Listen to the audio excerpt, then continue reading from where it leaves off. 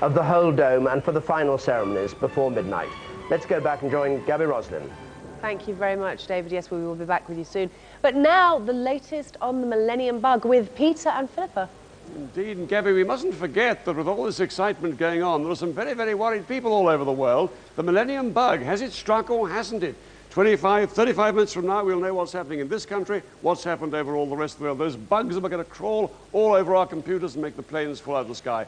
Are they doing it or not? Well, now let's look at our bug watch map. Here it is, and the big threat really seems to be in Japan. Nothing much has happened in Southeast Asia. But when you get to Japan, the bug seems to have possibly struck in two places, two really rather serious incidents at Ishikawa and Onagawa, both of them nuclear power plants.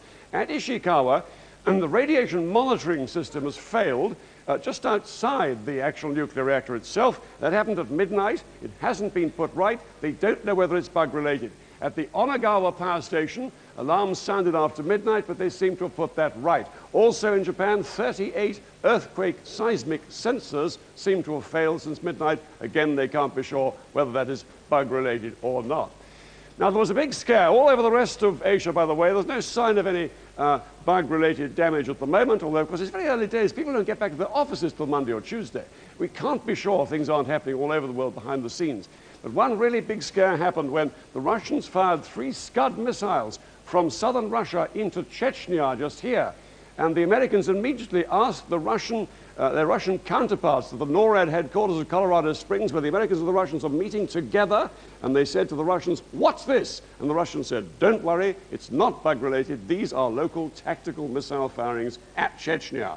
So that is not a serious problem as far as the bug is concerned, although it must have caused untold havoc in Grozny. Now, here we have Turkey, and in Ankara we understand that they had to reset the pipeline computers' dates because the pipelines were reading 1999. They weren't sure that those pipelines are still going on to go on. The Iraqi oil pipeline, if the 00 date came up, they weren't sure. So they switched it back to 1995 to be sure. All the rest of Western Europe, still no sign of any activity. Of course, in Italy, great questions. Italy was the last really to prepare for the bug, and there are worries there. No sign yet that there are serious problems there. There's the midnight line approaching us. We'll know about Britain very soon. The only other important event that seems to have happened so far is that in Ottawa, the Canadian capital, apparently the local Defense Department experts there have decided that the excess keys to the Defense Department's secret safes and so on aren't safe enough to use because they haven't been made bug compliant. A sign that even in a place as sophisticated as Ottawa, they haven't yet got themselves sorted out just minutes before the vital time comes. Philippa. Well, so as Peter said, just over half an hour to midnight here in the UK, and they are gearing up for possible bug problems at the government's Crisis Command Centre in Whitehall. The BBC's Stephen Evans is there. So, Stephen?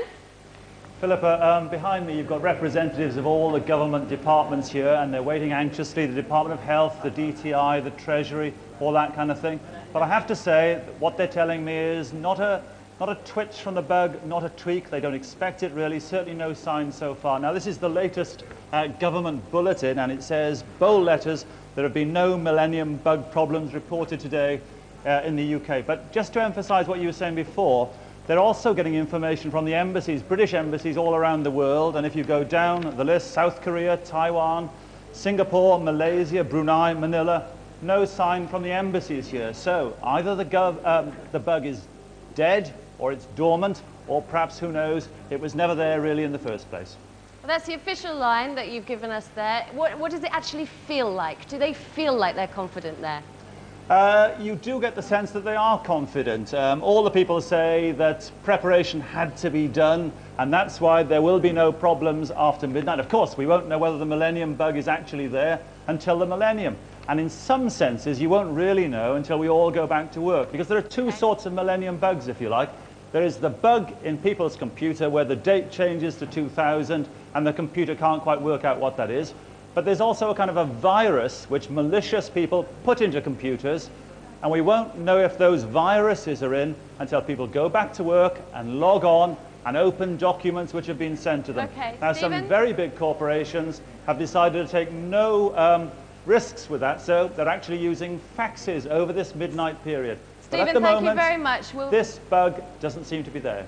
Thank you very much, Stephen. We'll be back with you later, talking more about the Millennium Bug and keeping track of what's happening in the UK. Michael. Philippa, thank you. We should wait and see. We've been talking a lot about the achievements and significant moments of human history. There's one coming up right now, the reunion of two men who made the nation laugh.